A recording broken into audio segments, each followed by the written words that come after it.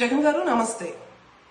నిన్న మీరు చంద్రగిరి నియోజకవర్గాన్ని గురించి మా చంద్రబాబు నాయుడు గారి గురించి మాట్లాడడం నేను విన్నాను.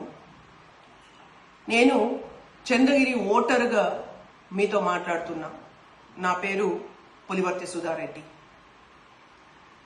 చంద్రబాబు నాయుడు గారు మారుమూల ప్రాంతమైన ఉమ్మడి జిల్లాలో మారుమూల ప్రాంతమైన కుప్పాన్ని అభివృద్ధి చేసి చూపించాలి అని వెళ్ళారు. ఎప్పుడు కూడా అభివృద్ధి అని, ఛాలెంజెస్ అని, టెక్నాలజీ అని వెళ్తూ ఉంటారు. ఆ ప్లేస్ అన్ని విధాలా సూట్ అయినట్టు అక్కడికి వెళ్ళడం జరిగింది. చంద్రగిరిని ఎప్పుడు వదులుకోలేదు. చంద్రగిరి ఎప్పుడు చంద్రబాబు నాయుడు గారు అడ్డానే. ఇక అక్రమ కేసు అన్నారు.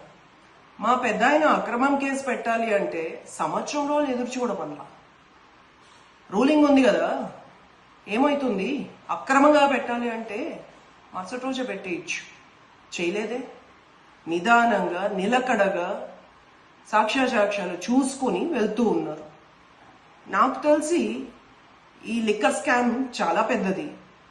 ఇది ఈరోజు రాలేదు. ఈ కేసు ఎప్పటి నుంచో వచ్చింది.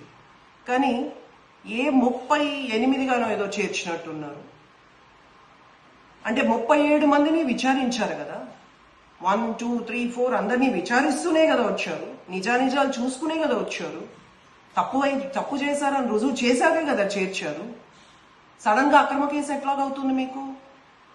అండ్ మీరు అనుకునేటట్టు వాళ్ళంత నీతిమంతులు కాదు, వాళ్ళంత చిన్నపిల్లలు కాదు, అంత అమాయకులు కాదు. మే 13వ తారీఖు సాయంత్రము మీరనే చిన్నపిల్లవాడు, ఆడవాళ్లు లేదు, పెద్దవాళ్లు లేదు, చిన్నవాళ్లు లేదు, విచక్షణ రహితంగా వాళ్ళ మీద దాడి చేశారు.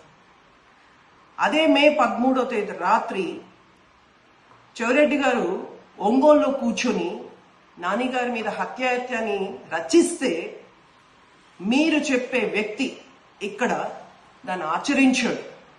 మే 14 కూతవేటు దూరంలో ఉన్న అదే కౌంటింగ్ లోపల యూనివర్సిటీ లోపల ఉన్న నేను ప్రత్యక్ష సాక్షి. మీరు దయచేసి వాళ్ళని చిన్న అమాయకులు దయచేసి అనకండి.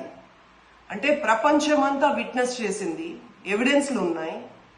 టీవీలో లక్కీగా మా డాష్ క్యామ్స్ నుంచి అంత ఎవిడెన్షియల్ వీడియోస్ వచ్చాయి.